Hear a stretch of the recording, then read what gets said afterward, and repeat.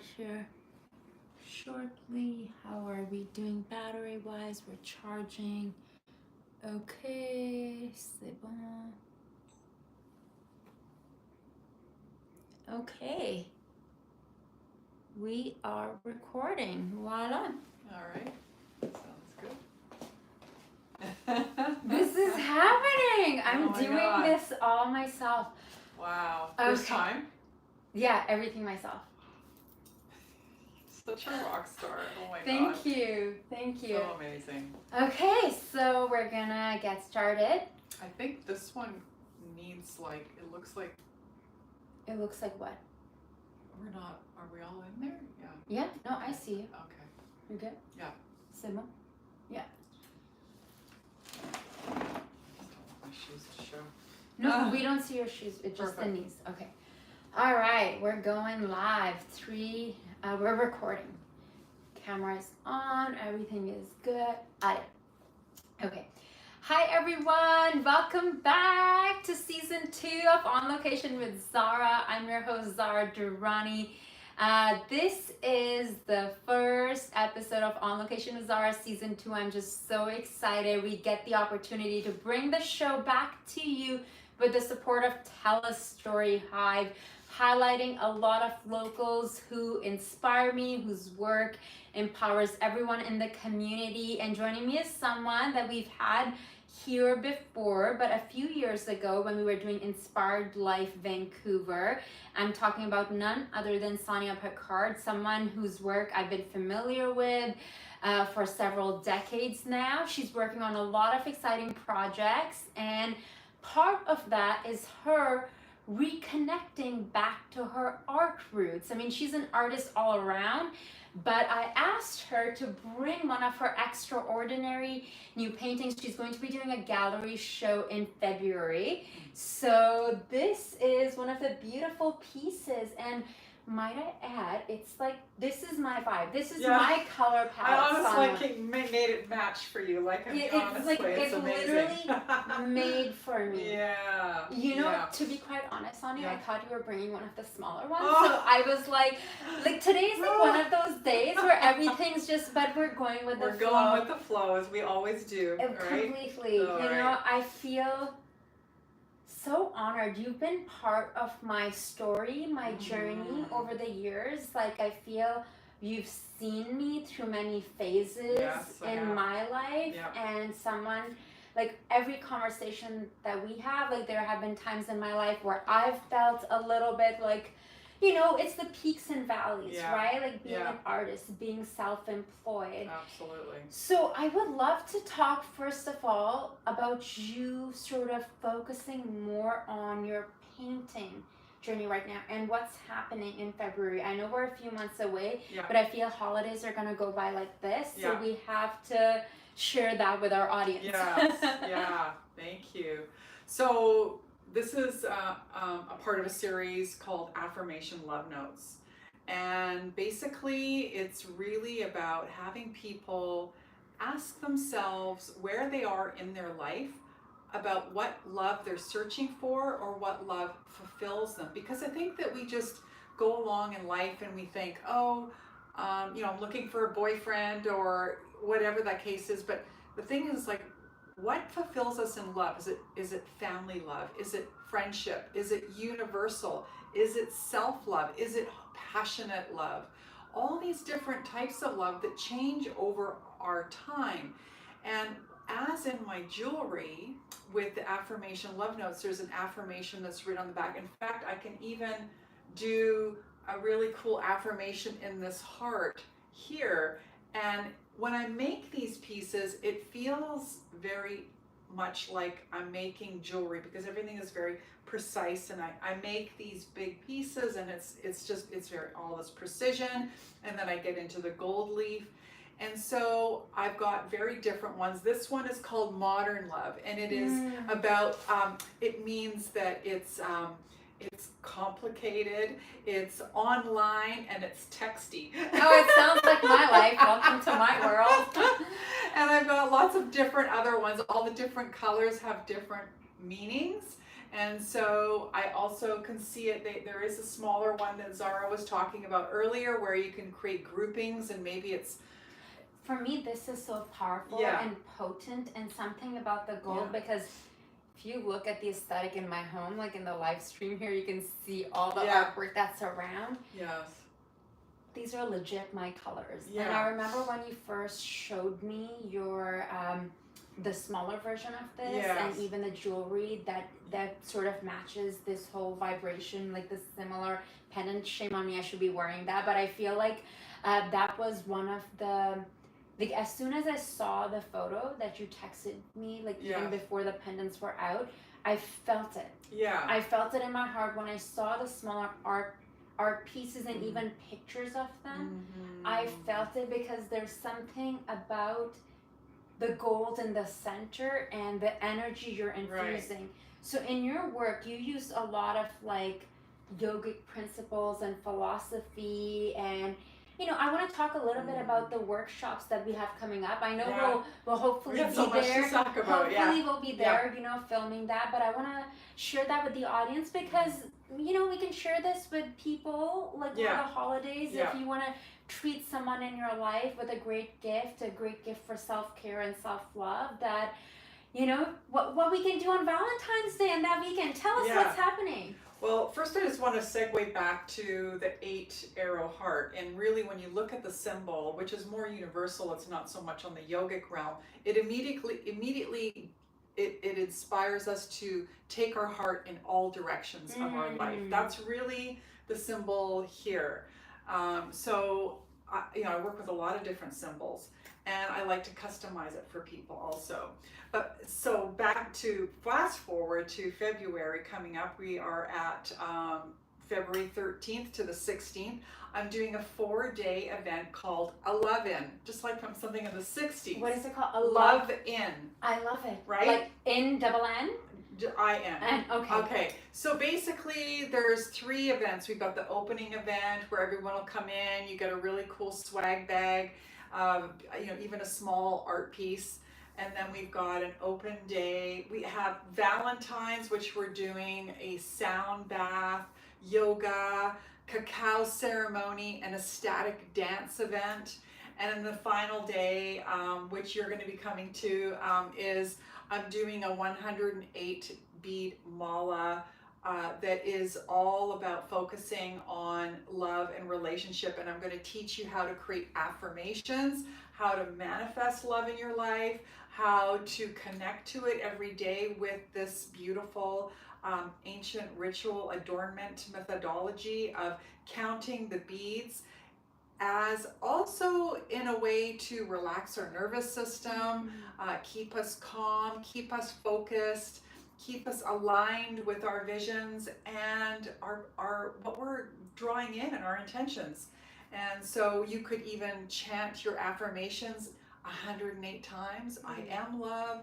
I experience love, whatever that is for you. So again, that whole event is going to be, you're going to be surrounded in all my art, should I say, in this event, and it'll be experiential, and I want people to feel so good, and I want them to actually really inquire in themselves what love is sustaining them, what level of it, it's the flavor of love that is sustaining us, that is making us feel like we can expand more. Imagine if we lovingly just gave love without feeling like we needed it back, and just give it away, even in a compliment to somebody. It's like, wow, you look fantastic today. It's a nice gesture. And people are afraid of that. They think, oh, I shouldn't have said that. But we can find ways to compliment people that it feels right. So I'm wanting to bring us together that way, because I feel like, and the social media platforms now, is that we have stepped away a little bit from that. We've become very divisive, and especially behind the keyboard warriors. You Yeah, know? Like for it's sure. like anyone, like there could be celebrities or any people, and how individuals can feel. Like I'm actually working on a documentary about social media with a friend of mine, Right. and you know, looking at the positives and the negatives. Like in my life, there's been a lot of positives. However, you have the trolls, you have the folks who feel like they can say whatever to, and you know, anything that's not making them happy in their life, and they can release it with the negative energy, Yeah. you know, towards that. So we're looking at that and reviewing that, how and how it can be used. You know, it's like we won't go down that rabbit hole, but Yeah. how it can be, you know, but it's the intention that you're Yes. using it with. Yes. Your pieces, your work that you create, whether it's jewelry, whether it is, you know, the sculptures, and whether it's artwork. Yes. Like, you know, this I feel is like a medium size. I've seen some pieces you've done that really are large. massive. Yes. Yeah. You are multi-talented, Thank you. multi-hyphenated. So I know we shared this story before, but for our On Location audience who is not familiar with your work, can you backtrack and share with us your journey of like, how did you know that you wanted this artistic path? And because for a lot of individuals to be an artist, and you know, our parents with their well-meaning intentions try to keep us away from following this journey of being an artist, because they're afraid that, hey, how are you going to pay your bills? Like, what's going to happen? And for you, and one of the many conversations we've had over the years, you've helped inspire me and empower me and given me encouraging words to like keep going, and if it's not working out right now, you know, take a step back. Sure. So let's backtrack and share a little bit of your history. Yeah, well, we're going back 35 years now, because I started in ceramics. I was in ceramics and sculpture. You know, I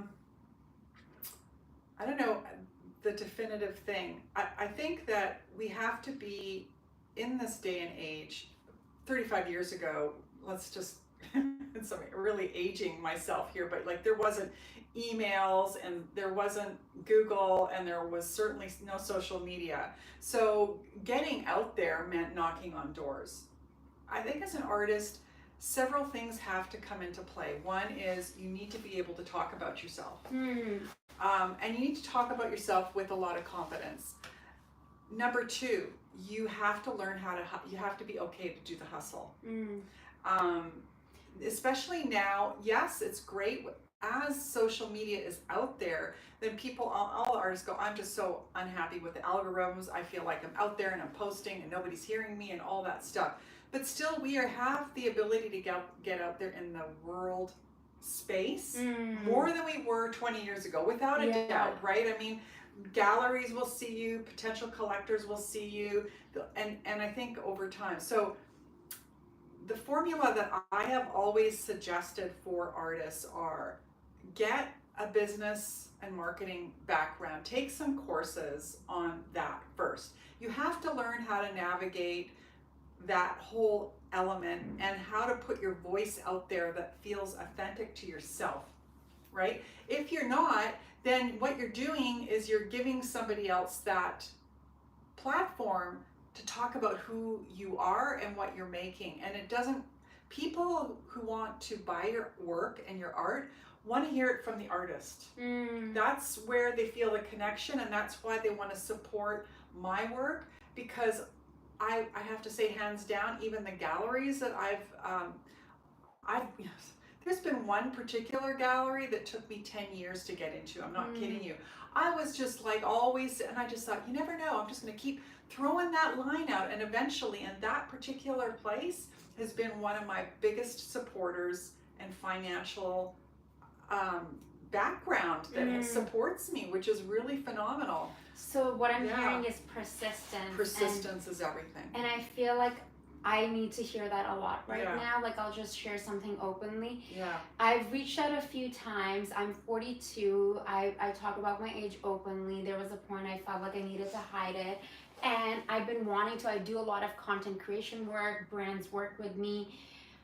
but I've been wanting to get modeling representation again. I did have like a non-exclusive agreement with an agent out east, but by a few I mean one agency that I reached out to here, and it wasn't even to them directly, it was through another friend who's friends with the owner, and they were like, yeah, if they're interested, they'll get in touch with you. And I think the fact that I never heard from them, I took it like so personally. Yeah. And I was like, well, maybe it's like past the thing. Versus even for me, who's so much on social media, who's so much like I'm working with brands and I believe in persistence, but it's so nice to hear from someone else, because it took me a long time to realize that I'm the one who has to do the marketing. Yeah.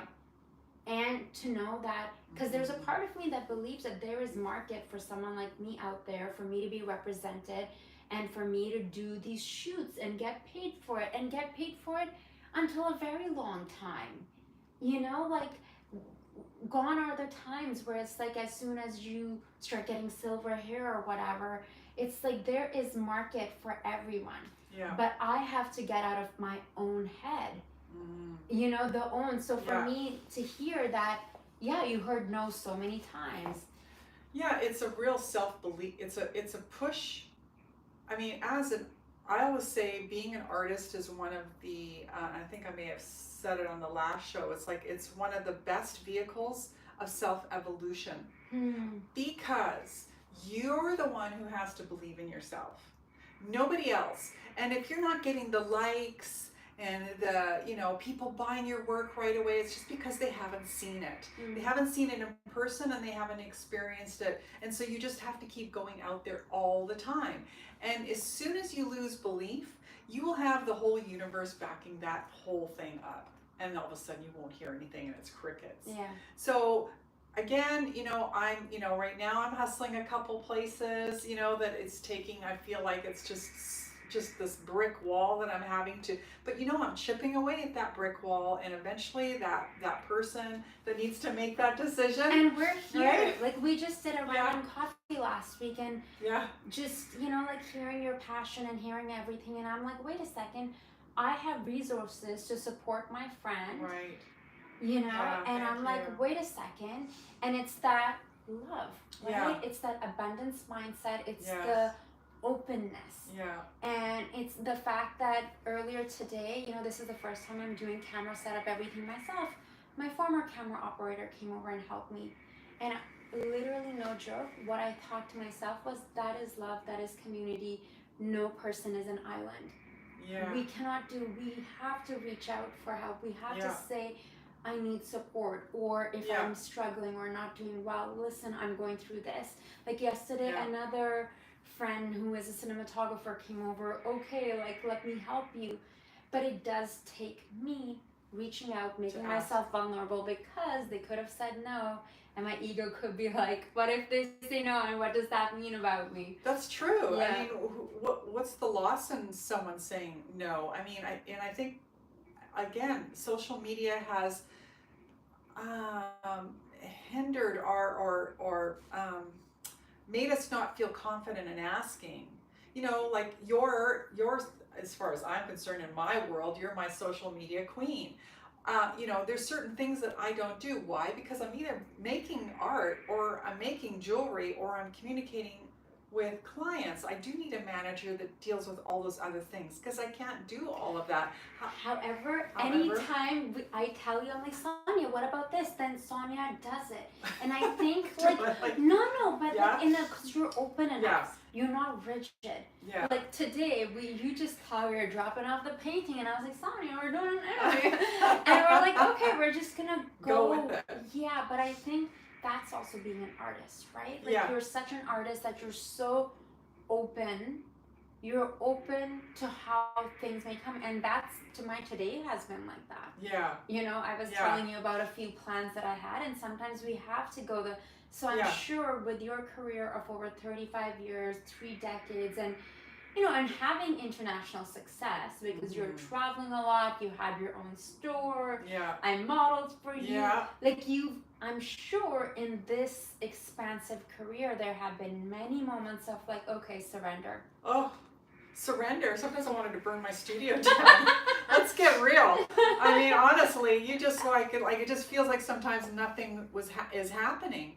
You know, even when I started this work, you know, I felt like nothing was really happening, and then all of a sudden, like I said, I still keep pushing, I still post, and now people are starting. I think they need to see it enough. I have to also realize that even social media has changed. You know, when I started on Instagram, people were liking everything. They kind of like, I don't know, it was a new thing, and it's like, oh, like. Now, if you look at people, they're just going like this. Yeah. It's like this hand movement, and honestly, the nanosecond that you might have somebody like looking at your stuff, and they've seen it, but they've seen it now for the 50th time, and they're like, oh yeah, she's really doing that. What is that? You know, and so if someone stopped, but it's frustrating. There's a lot of noise, but again, it does come down to also person to person. The fact that I called you up for a coffee and that you made this suggestion, I'm personally stepping into more personal relationships so that I could sit in front of people and talk, because I think we've had enough of this. Yeah. And we can't have this without this. 100%. Right? People will often be texting me a lot. I pick up the phone and call them. And even if it's someone who I've never met, like a PR person, could be working with City of Vancouver or somewhere else, and I'm like, please excuse me, maybe I'm old-fashioned. I just like to connect with the human being, because sometimes the tone is lost in the emails. Oh, totally. It is lost in the text, because we forget there's a human being that I'm speaking to. And with the way that I'm speaking, you can understand my intentions so much more. Totally. Like, there have been times I've wanted to do segments on some nonprofit or something maybe happening, and they may think that I'm going to charge them. And I was like, no, darling, I want to come with my camera team and film this. Yeah. So because I believe in you, I want to support you. Totally. But we're spending all these days, all these emails, all this energy. I literally want to stop wasting our time and jump on the call, because we forget we can do that. And I get it that for corporate reasons, like sometimes they want to have that distance, the email, and maybe the email creates some safety. Sure. And then you hear there's like, hi, how are you? Yeah. Like when I saw you, it was like our literally 1 hour on the dot coffee, and you know, dots are going, I'm like listening to you, and I was like, wait a second, and I'm like, hey, once I start my new season, I would love to support you. You're doing something new. Your intention is so fantastic. Like, you want to bring this peaceful energy, and then it's around Valentine's, and you know, you're going to have this art opening. I'm like, of course. And we need more of that in Vancouver. Yeah. That, you know, we're not going and doing publicity on someone who went to New York and had a gallery opening, but someone who's here, and how can we support those individuals? Thank you. My pleasure. Yeah, no. Yeah, relationship. And that's also, you know, even having that 4-day event, I mean, it's quite a stretch for me physically, you know, on those levels, but it's intel and it's relationship building. And I get to hear people, what they're feeling about love, what they're fearing that they don't, you know, there's fear around love. I don't have love. I don't have enough love. I'm looking for love. Single women that we know that are single and who are looking. Hello, anyone? But you gotta go through me first. So I'm just letting you know, like the big sister thing happening. Don't worry. But and I love the fact, sorry to interject, that it's around the Valentine's weekend, and it feels so intentional and such an experience. Yeah. And the fact that it's over 4 days, and even when I look at these pieces, I feel like, wow, this is like a warmth you're getting. Like, I'm proud to have this here and to film here, and like, you know, we can switch the pieces as time goes on to have some of your. That's another my intention of how can I support our community, which I'm so grateful I get to do, you know, thanks to TELUS and StoryHive. It all comes back to that love. Without it, sounding too like out there, but it is true. Yeah. We need that support, and we need those positive stories. We need the conversation. Yes. I think we need the conversation, and I think we need the conversation with lots of different people. And that's why I wanted to bring it into a 4-day love in event. Like, what's the love in you? What's the love in that you're putting out there? Are we restricted with it because we're fearful of it? All those different things. And so I'm really, really curious to hear. It's like a litmus test, right? What's going on for people. And of course, all those conversations as an artist really inspires me to push my own personal boundaries. I mean, I see future exhibits with this where it's really large scale, and maybe there's outdoor things. I've got lots of ideas on how we can be experiential. What if there was like, you know, one of the ideas, I'm just going to put this out there because we're talking about it, but what if it was like, you know, these incubator areas where we're listening to beautiful affirmational mantras about love. You know, you might go in and you might have had a crazy, crappy day, but when you come out of this sort of exhibit idea, what's your feeling after? Isn't that what we want? How do we incorporate that more? Be less on the social media, but really listening to ourselves so that we can do that pivot shift within ourselves to change what it is we're not getting in our life or want more of, right? So the ideas are expansive. I can't wait. I'm just feeling like there's just a whole thing out there for me to just expand on that with love. So I love how you mentioned that, and it reminded me of I've been to an exhibit like that at the art gallery here in Vancouver, and I feel like there was a Yoko Ono exhibit. Oh yeah, that was similar to that, where you and several people were crying and emotional, and you had to like write letters to your grandmother or like listen. It's more that experiential of like, what does this mean? And you know, it's like whether it's like the dating apps or matchmakers, like everyone is saying, they're like, yeah, it's such an interesting time right now because people feel so disconnected. However, more than ever now, people feel more lonely. Yeah, very much so. And even though we have all the apps, we have all the social media, we have all of this, we're live streaming, we have all of this content, but we're sharing how we're doing, but how we're actually feeling. It's the one-on-one. It's the one-on-one because we don't have enough of it. I mean, we see that with our kids. We can look out at any neighborhood. Nobody's outside playing hockey or games or running around on their bikes anymore. Everybody's like, all the kids and everybody's at home on and you know. I mean, we all know it's a story that's repeated over and over again. I think it all starts in the home. I really believe that, and I think it starts with personal boundaries, creating those boundaries of like, okay, I can only have social media for X amount of time and then find other things to do. I know we push our girls with that quite often. Both of our girls weren't on social media until they were 16 or 17, which is really late considering. But I didn't want them to get that information from adults. Some of those adults out there are not really thinking well, you know, that's what my girls are listening and ingesting.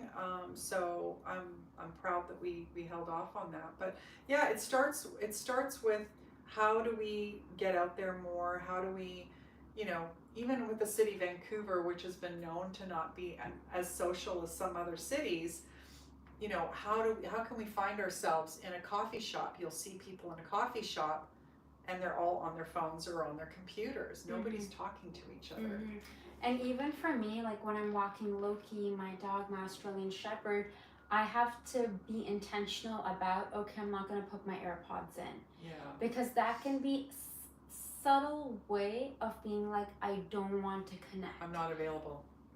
And I have to consciously be like, and sometimes I get such brilliant ideas when I'm walking on the seawall just with Loki and not listening to an audiobook, not listening to music. Quite often audiobooks or affirmations or guided meditation is what I listen to when I'm going on my long walks, because I need that decompressing after working long hours and giving a lot of energy out.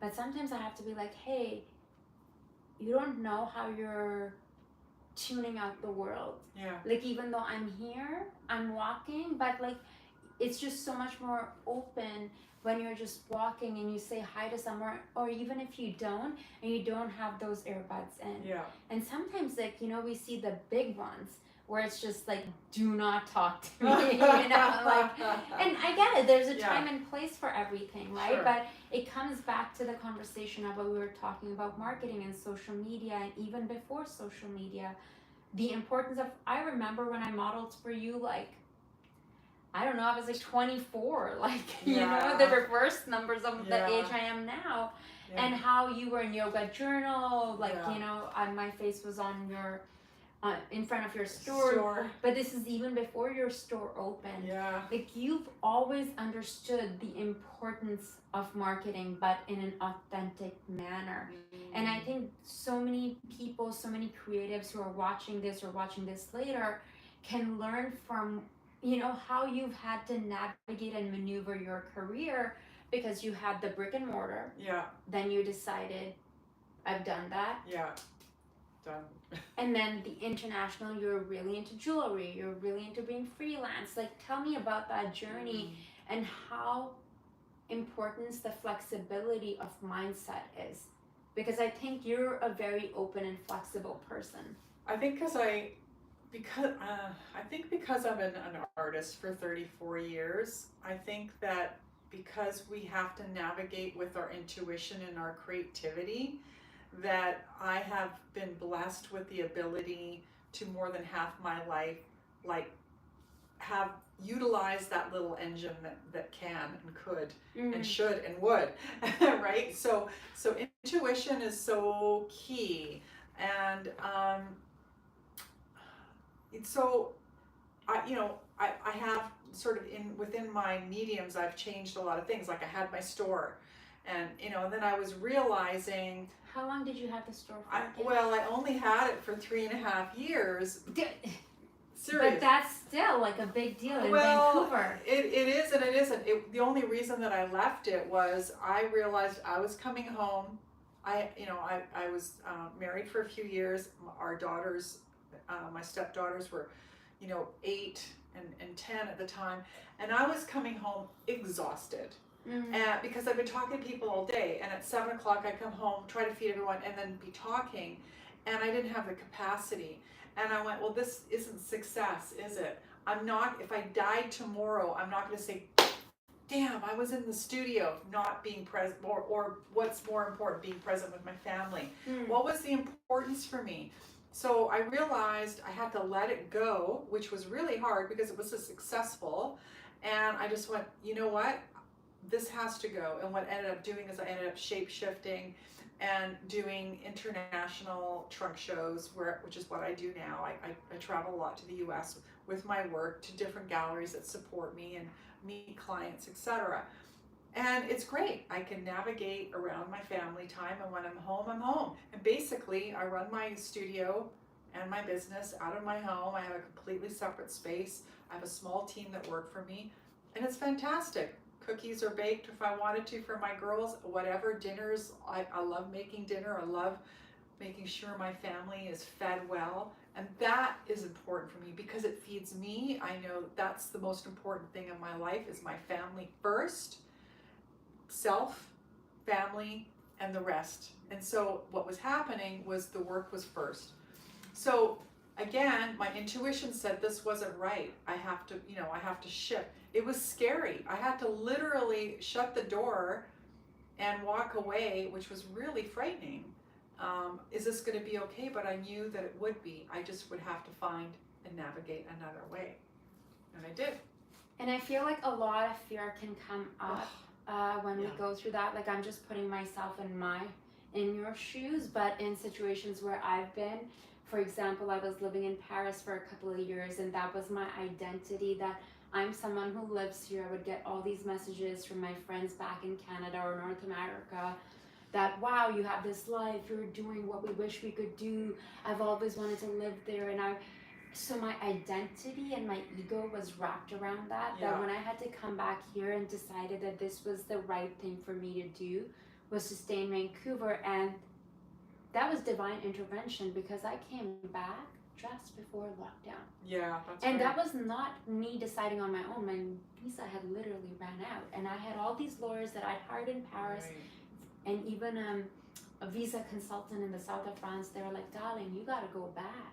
You can't. You in order for you to renew my visa." I came here, landed January 30th, and lockdown was in March. Yeah. You know, and it was so miraculous. But then the moment that I surrendered, the moment I'm like, okay, I'm gonna close that door, I let that go. And now, as the powers that be, like, I go back and forth to Paris, and I have that connection with the French consulate, and like, you know, we're doing all these amazing things while I'm living in Canada and have the peace. But the journey from there to now, it's a bit of a painful journey. Yeah, people don't see the background of everything. And you know, a lot of people go, "Oh, you travel to India for work, you travel here for work," It's and so all these different. exotic. It's It so, sounds you're so. so cool. Oh my God, you're the so coolest. cool. Like when you were taking, like, was it this year or last year? Last that you year I took a took whole all group. these. Yes. Yeah, yeah. It's like you're the coolest person. Yeah, You know. but nobody saw the background, and it was amazing what I did. And you know, I took a bunch of women to India, and I gave them really the trip of their lifetime. I've done, you know, workshops there, and you know, I travel, you know, into like Palm Desert and San Diego for shows and all these different things. But it's a part of what I do, but it's not. It sounds glamorous, but it's hard work. Mhm. It is hard work. It really is. And but you know, we can all choose things. We can choose that. And everyone who says, "Oh, it seems so glamorous," well, you can do it too. Yeah. I don't see why I'm the only one limited to that. I mean, it's. But it takes a lot of guts. It takes a I lot know of it does. courage, belief in Yeah, yourself, true. All in those the things. universe. That, like, even for Yeah. me a couple of years ago, I'm so grateful that I had my safe job during COVID, and you know, I got a marketing job, and you know, I needed to pay my bills, and I was still modeling and acting and other things, and I'm like, okay, this is what adults do. I'm going to be an adult. You know, I'm Adult gonna, up, that's yeah, I'm gonna put my blazer, I'm gonna look the part because I'm Right. an actor, I know how to Right. dress the part, you know, I Yeah. look in the outfit, the Yeah. hair, everything. Yeah. But I would go and, you know, nothing against individuals who have like 9 to 5 jobs, but soon after, like, I was at the second firm and I recognized I was like literally 6 months in. I woke up Monday and I was like, there's no way. There is no way I can continue to do this. My calling in this life is to be an artist, is to be freelance, and to discover and grow and change. That it is not in my beingness to have the same. And some people need the security, and I get it. You have kids and lots of other things, and I realized that I wanted to live on the edge a little bit. And part of that was like, yes, I'm gonna have to rely on the universe, rely on myself, market myself, and Yeah. for my mental and physical health as well. I realized, because I was not happy. Yeah. Like, it would be Monday and I'm waiting for 5 p.m. I'm waiting for Friday. Like, I'm like, is this how everyone lives? Like, is this how people who have like 9 to 5 job, is this how they live? Because when I'm in freelance, I don't live like Yeah. that. And I recognize, like, I It's could not- stay yeah, like this, yeah. I could stay like this, Yeah. Yeah. or I could be like, okay, and it's a lot of work. No, there's no way you can even encapsulate what it's like to be an entrepreneur unless you are one. And not everybody is cut out for it. Absolutely not. To have, look, if you've got a family and you've got a mortgage and you've got all those things, you're going to create a framework in order to support that, which is fine. It's not, there's no judgment there. But being an entrepreneur really requires a person to really dig deep within ourselves, to put your voice out and be behind the thing that you do. It's not that I mean, I am my work. That is really like what I stand for, and what I make is intricately woven into who I am as a woman. So it's hard, and when you don't have someone who's behind you, or then it can jostle you a little bit, and you have to you build a thick skin. After 34 years you do, and you're like, you're just one person. There's a billion other people out there that are going to love my work. I don't really care. I just keep moving through. But in the beginning, it wasn't like that. It would be like, oh, somebody, like you said earlier, you were sharing the story, about if somebody didn't pop into your world and support you, you're thinking, oh, what am I doing? Even with me being a jewelry designer, am I messing up my landscape by bringing in another medium? Or am people going to be confused about what it is I do? What are you, a jeweler? Are you an artist? You're like, I don't care. I got caught up in that, thinking like, am I too much, giving too much? I'm like, no, this is my muchness, right? This is who I am. I'm okay with it.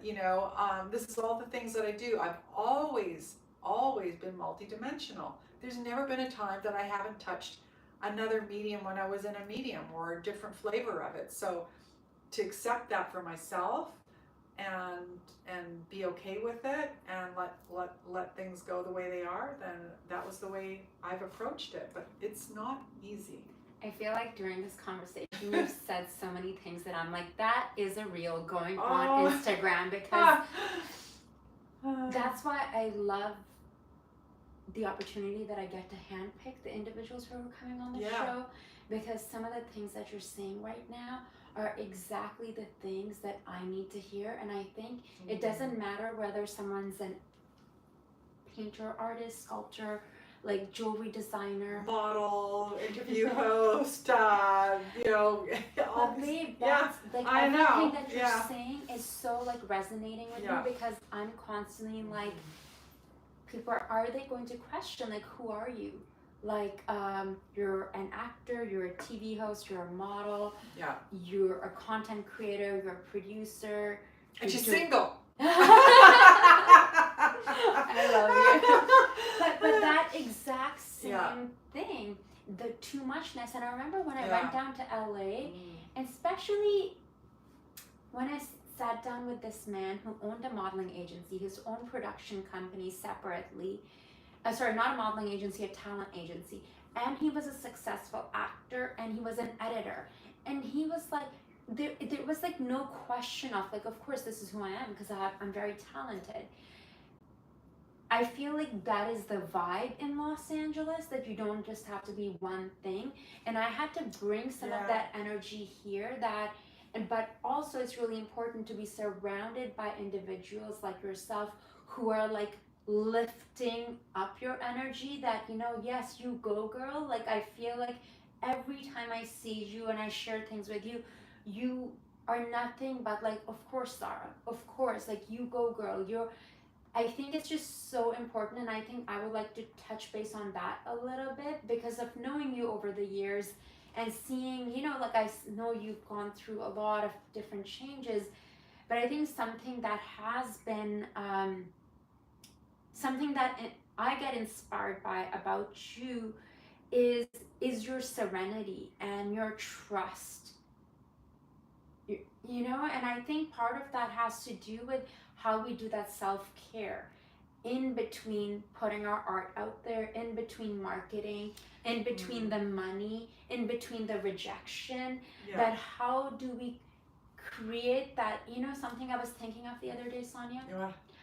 I was in Los Angeles working on a movie, and you sent me this sweetest self-care, this care package with these books, and like, it was just the most thoughtful thing, and it makes me a little bit emotional, because it's like, it's just so thoughtful. Like, it was so thoughtful. I was there for 2 months. I was doing something that I was passionate about, and you just cared so much, and you just believed in me.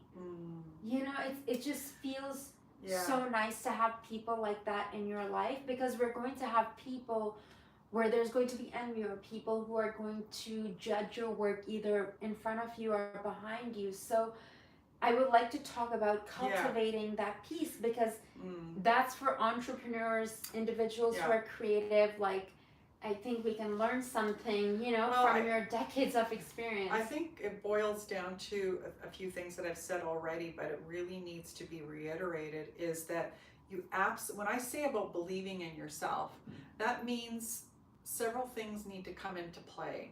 It means that, number one, we need quiet time.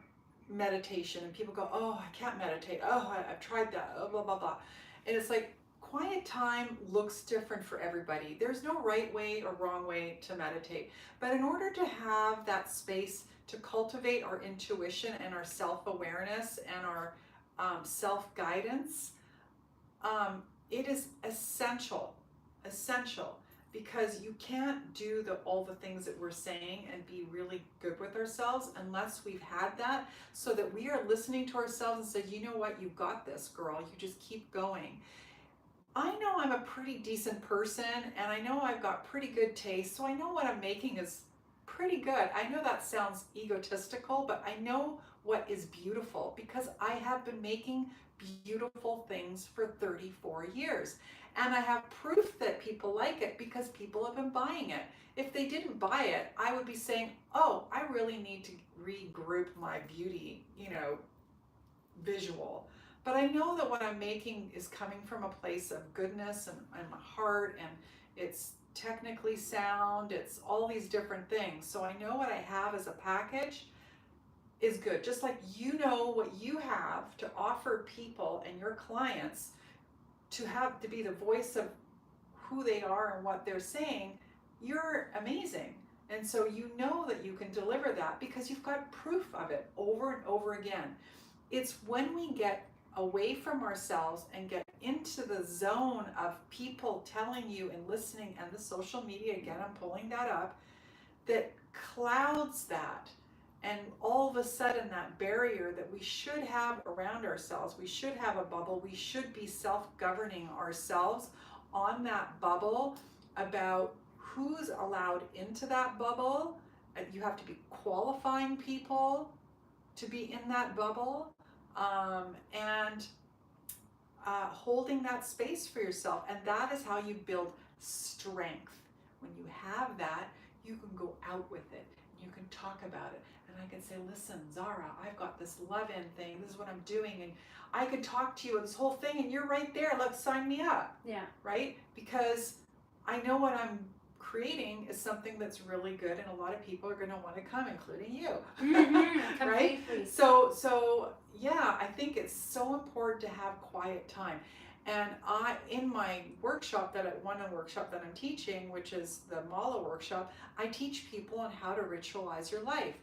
That being a quiet time, however that looks. It could be journaling. I don't care what it is. It could be listening to quiet music and just completely brain dump, where nothing is floating in there, and anything that floats in there floats out, and you just let it keep going out through your brain like a big sieve. Just like let it keep going, just so you can be quiet. Your nervous system is quieted, and by your nervous system being quieted, you become stronger. Mm-hmm. It's a matter of fact. It's factual, it's scientific, it's all out there, but we are not listening. How did you get into meditation? Well, I studied yogic philosophy many years ago with my teacher. I learned about mantras. This is before yoga and everything was cool and mainstream. Long time ago, 30 years ago. And I saw the power of mantras. There's sound vibrations chanted in Sanskrit. They're yogic mantras. And I knew that it was a sound vibration, but it was something, it was like a tuning fork. When you have a tuning fork, and tuning forks are, they've got, or sound bathing is actually the big thing right now. There's a reason why, because it's hitting us in these areas of our body that we need to open up, where they've been shut down. And so meditation does that, where our body could just be soft for a moment, that we don't have to think about anything. And everyone says, well, I don't have time. Well, I'm sorry, you have to make the time. That's the part of being that outlier, and path paving for yourself. Get up that 15 minutes early, go bed 15 minutes early, maybe even if it's like it's too much in the morning, then maybe end your day with a meditation and a gratitude journal or anything, something that brings us within ourselves. It is so important. It's just, you know, we've gotten so far away from it. And I know that I think down the road, science and everything, maybe in another 10 years, and go, wow, the human race has really gotten off track.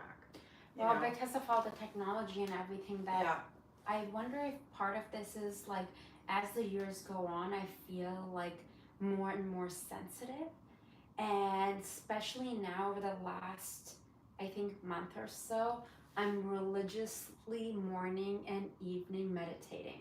And part of that could be just a guided meditation that I listen to while I'm in bed, or at nighttime, my legs up against the wall, and my dog is right with me, and my cat is, and I just need to remind myself before I go to sleep or before the morning, because otherwise I recognize my anxiety and my need to control the things that were happening in the world, like everything. You say sensitive, it's sensitive as in what? Like sensitive as in, because I have more responsibilities, I'm doing so much. So sensitive as in, I have to be so much more aware of how I'm doing my mornings. Like I realize that if right away off the bat I'm on my phone and I'm reading the email and looking at the WhatsApp and like needing to respond, and when you're self-employed and like I don't have a boss, like I'm my own person, but I have all these different, I'm working on 2 TV shows, you know, it's like I have several agents, like I'm working with all these clients who are in different time zones, different countries and cities. So there can be this thing of, which I realize does come from like a place of perhaps scarcity or fear that, oh, I need to respond right away. Versus having a breather.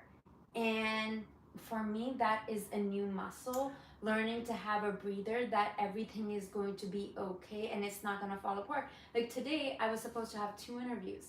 I had a trip planned where I was leaving in a couple of days, and I had a house sitter who, you know, just my day is very different than the day that I thought I was going to have. Well, sometimes too, when we get so busy, we're only reacting to what is happening versus you taking the time. And that's what I was coming around to, is when you take that time, you're in the power. You're not getting up reacting to a phone or a message, because your day is already set by whatever anybody has said. When you meditate and create that space for yourself, all of a sudden you're in the power seat. You've set the bar on what it is you're wanting to do, and you've set the bar on what clients that you want to deal with. You're setting the bar, you're creating that. Sometimes it's not always that way, but we certainly can be more in the driver's seat when we're in that position versus being pulled around by people and things and stuff and demands. And if you got kids and I need this and I need that, and your dog needs to be fed and your cat needs to be fed and the kid needs to go and blah, blah, blah, and make a lunch and get out the door, right? Like, whoa, you know, how can we get ahead of that? You know, like, so ritualize your life a little bit so that you feel like you're in your power, you can hear your voice and move forward in a way that's a little bit more graceful. Right? But that's so beautiful and a great way to do like Valentine's weekend, and I feel like it's a great way to even start the new year. Yeah. You know, I feel like February is still like the new year. And I say this right now because underneath that table, like in one of the shelves at my computer desk, earlier this year I went to this, I feel shameful saying this vision boarding workshop. I love vision boards. Me too. Yeah. You got me onto them. However, everything I cut up. And I remember the first time that I did the vision board, like after you were like, Zara, you were on me, like this many years ago, like when I was like, I need to move to LA and all of that.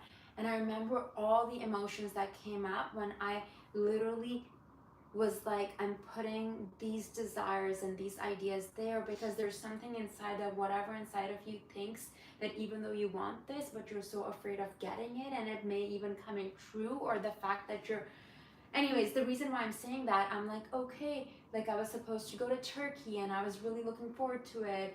And even though I know it will happen in a couple months time, the fact that it didn't happen this time around, it gives me that space to take care of my nervous system, to breathe, to make sure that I'm showing up 100%, because I speak to my other friends in film, honey, who end up getting sick because when we're working at that, because we're so passionate about what we do, as in when we're, you know, and then you can end up working 12 to 18-hour days, and I know so many people who end up getting sick.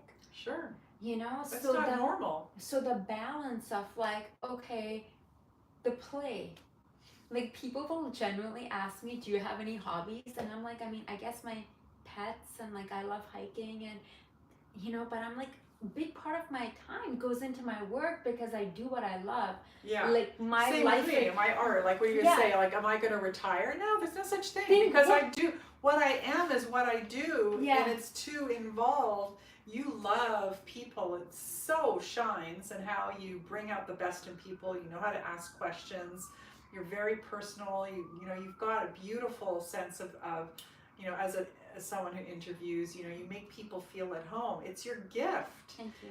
And so that brings out things in people, and people are able to share more of themselves, and you're able to pull out those little gems. And so we want to, who doesn't want to do that all the time? And what we're good at, and what we feel comfortable in, and what makes us shine. Yeah, of course we want more of that. Thank you for saying that. And it's my genuine desire to, because I'm very curious, and I think conversations are so powerful. Yeah. Like as we get to know people, and the barriers and the ideas of how we're different and separate. And I guess because I wasn't born in this country and moving here at 17, and maybe having a little bit of, you know, struggle in high school, hard time fitting in. And then over time, I'm always the person who will, you know, I'll go to any event or party or something. I look at the person who no one is talking to, and I will make an effort and extend my hand, you know? Yeah. Like even in the building, like it's like, sometimes I'll do my holiday parties and get-togethers, and people are like, how do you know so many people in your building? Because I'm like, but you know, it's a natural thing, but part of that also means, what am I doing for my self-care? Because when you're doing a lot of output, you got to do the input as well. What would you say to someone, because I'm actually going to be working with a few young jewelry designers, like I would love to hear, and they're like in their 20s, like what advice would you give to someone, like not just in jewelry, but like a young female artist, like creative, because you have been through it, you know, like not just here in Vancouver, around the world, and you understand the business and the artistic and the spiritual side of that. Again, you know how to talk about yourself, so that becomes, you know, part of your marketing wheelhouse, you know, and that is really important. I also believe in diversity, you know, like, you know, I have a couture line, which is, you know, 14 and 18 karat gold. It's expensive. Not everybody can afford a piece. Some of my pieces run into $30,000 now because gold is so expensive. It's insane. But I also have a silver line, right? And that's affordable for many people that could have a little piece of that. So that's what I mean about diversity. So that you could straddle yourself and financially support yourself in ways that support your art and your artistic evolution, which is so important, because unless you've got somebody who is supporting you financially, I mean, if you're that lucky and you know, come from a good family where, you know, they go, you know, here you go, just go for it. The only problem with that I always find is it's great, but sometimes we don't really learn about our own authentic self. There comes something from the grit of being super, super hungry and fighting like, you know, dog trying to get out of water and keep your head afloat. There's something that comes from that hunger about really bringing your voice. So diversity, owning your voice, having something that's really authentic to you. You know, a lot of people will copy what's out there and they go, oh, that's popular. I know this line really, you know, selling a lot of that. But at the end of the day, you won't go very far with it. You'll be a flash in the pan, and there won't be anything behind you anymore, because that design didn't come from you. It came from what's going on out there. So there's lots of things, but those are really important. Be identified with who you are and what you stand for, your marketing. Stay true to yourself, and be hungry. I love Always that. be hungry. I completely agree about the grit, and you know, people will often ask me, they're like, how and why, and you know, they have, I mean, and sometimes I do get like envious when you have that support from family or this you or were that. given $1 million. Would you like, you know, like my husband always says to me, he says, if you had like $5 million in your bank account, what would you be doing? I go, there's nothing that would change. Nothing. Maybe I would make some more expensive pieces, because I'd have the ability to play with some really beautiful pieces, but I'd still be in my studio all the time. Maybe I might spend a little bit more on marketing, but at the end of the day, it's really going to be the same thing. So we always have to ask ourselves, if money was no object, what would you be doing? And allow the ideas to come through, and that's it. Like, if I quickly ask myself that, I'm like, it would be this, and maybe on a bigger scale, where I'm like going and making documentary films and like, you know, really, but there's no reason that that's not going to not happen for you later on down the road. Completely. And when we get to those big threshold moments where you are doing a documentary film and you've seen all, like, days like today and all the other interviews in front of you, you go, all of that led to this. Amen. Yeah. And I can see how the divine had its way, and all these little tiny steps for me to get to here, just like where I am today. All of that stuff, you know, the failures, the triumphs, all of those things make me who I am. So I'm not like, I'm not hard on myself on those moments, because those were just, I never considered them failures. They were just like, oh, that didn't work. It was a moment for me to take a different road. That was what it is. It's not like this opportunity to beat myself up. You know, I don't need that drum beat. You know, I need something else, right? I need that next turn, right? So, yeah. I feel like this is such a big sister talk right now. No, it's fantastic. I love it so much, because I'm receiving a lot of what you're saying. I just happened to notice your bracelet right here. It says, at the back of it, let love manifest. So I want to ask you, especially with what's happening in February and your artwork and everything that you're creating right now, what does love mean to you? What is love? Right now, I'm really blessed to have a beautiful relationship with my husband.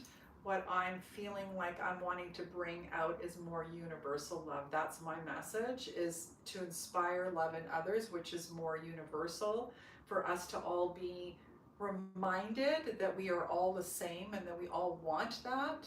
And it isn't different. It doesn't make us different. We're all the same in that element. That's so beautiful. And I like how from your ring to this, it's like, you know, you're wearing your art. You're wearing your art. I do. Before we wrap up today, I would love to hear, what are your plans for like ending this year, ending 2024, and what intention you're taking into the new year, into 2025? Well, this whole year has been making affirmation love notes, from the jewelry now to the art. The art started like June and probably to the end of the year. My intention is to get it out there and meet people, and then prepare. I feel like 2025 is really my, like I feel like I'm a little rock in a slingshot, just, you know, pulling. feel like the rubber band is getting pulled really far, and I feel like 2025, it'll just be this, I have all of this to offer, and you'll hear me and see me out there. That's just where I'm going to be knocking and blowing down doors, and sharing what love is, and want to get out on the street and talk to people. And so that's beautiful. So for individuals who would want to come to this event, do they contact you through your social media? Comment, through my social media, which we'll share. In January we'll be sending out invitations. And how many? What is the capacity like? One event is 100 people. Like, we got anywhere from 100. The Valentine's is going to be about And 60. where exactly is it again? It's called Jig Space. It's a sort of a, it's a studio, not a studio, it's a big gallery space, and it's a private gallery space that you can rent, and it's in South Vancouver. So yeah, it'll be easy to get to, easy parking. It's in the industrial area, but it's absolutely exquisite, and I'm thrilled to be having my work there. So yeah. I'm so excited. I can't wait to see it. Can't wait to like enter a space with all your work and to celebrate you. Thank you. And also to attend this workshop, which sounds truly amazing, which is on Valentine's Day. Yeah. And it's called, the workshop is also called Love In. No, the whole event is called Love In. Okay. Yeah, so we have 3 paid events. We've got, and we've got the Valentine's, but we have the Mala workshop is only for 17 participants. So Okay. It's really like, because I can only teach I that am many. truly excited because I Yeah. remember when you were in India and you were Yeah. posting about that, and I Mhm. was wondering, what would it be like to create a piece of jewelry that you wear, Yeah, it's that powerful. you have put so much of your own intention into? And I think culturally, because of like where I grew up, so for us, we would like pray using beads. Yeah. And when I would have something like that, there is a sense of like, okay, you're surrendering, you're trusting, Yeah, your words are in it. You're connecting. activating these beads. There's an energetic behind it. Without, I probably have taught over 100 or so, maybe a couple hundred women at this point now, and hands down, it's emotional, it's powerful, it's really it's an extraordinary opportunity, and I don't do them that often. So yeah. I think we'll have to bring you on my Wellness Wednesday and talk about this, because I think it's truly exciting. Probably some point in January, Yeah. because then it'll be closer to Sure. the event date, and I'm sure everyone is excited to see and hear about what's happening in the city, what is there to do, because we've gone through the holidays, there's Yeah. all this energy coming towards the end of the Yes. year, then we go into the new year and we're like, okay, it's the new year, and What are it's you the gonna do? same old me. What Yeah. am I doing? What is my Totally. intention? How am I entering this? Like, I started this year by jumping into freezing cold water down at Jericho with a whole bunch of friends, and we had a New Year's Eve party here. We were playing Pictionary and drinking tea, and I made food, and everyone brought food. And then I was like, yeah, I want to do things that take me out of my comfort zone. And part of that was going to the Olympics, Yeah. and going there myself, doing this special report, working on this quasi documentary, and having that support. But it took a lot of questioning, and again, doing those things and being like, I can be a person who can do this. And you don't become that without the action, because Yeah. you can dream it, you can write about it, you can talk about it, but until you do it, nothing happens. That's right. Any lasting words of wisdom, inspiration, before we let you go? What inspires you in life? I think when I don't mind sharing, and we talked about this when I think we got together. I turned 60, and I think what I wanted to say, what I see You look with women. so fabulous. Thank you. What I want to say mostly to women is to find that place of self-love, and again, it's all about my affirmation love notes, is to find a place within yourself that feels really confident and okay with yourself, and not feeling like you need to do all these things to make yourself more beautiful, because the beauty really is here. And I know that sounds so cliche, but we've kind of moved away from that cliche. And so self-love, I think, is something that we all really, I feel in conversations with women more and more feel out of touch with themselves on some level that makes me feel quite sad. And how can I help by bringing that self-awareness and self-love? And then the other thing I would just want to say is just be kind, not only to yourself, but to others. Yeah. I love that. Yeah. Well, I can't wait for your show. I'm so excited, Thank you. Sonja. I'm so Thank excited you. to know you, to have you in my life. And, this was very enriching. conversation, and I hope that you all got a lot from this as much as I did, and you're enjoying this beautiful piece of art right here, which happens to go perfectly.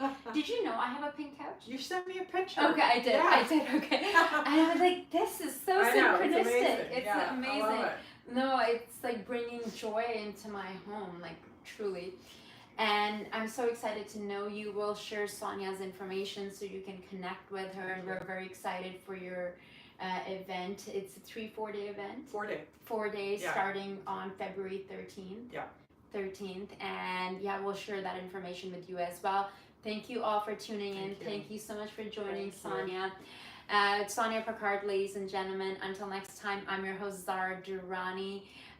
On Location with Zara is brought to you with the support of TELUS STORYHIVE. I get this opportunity to bring amazing locals who inspire me. I hope you enjoyed this conversation. If you did, I would appreciate if you get in touch with me, if you let us know. Okay, talk to you soon. Bye. See you. Thank you.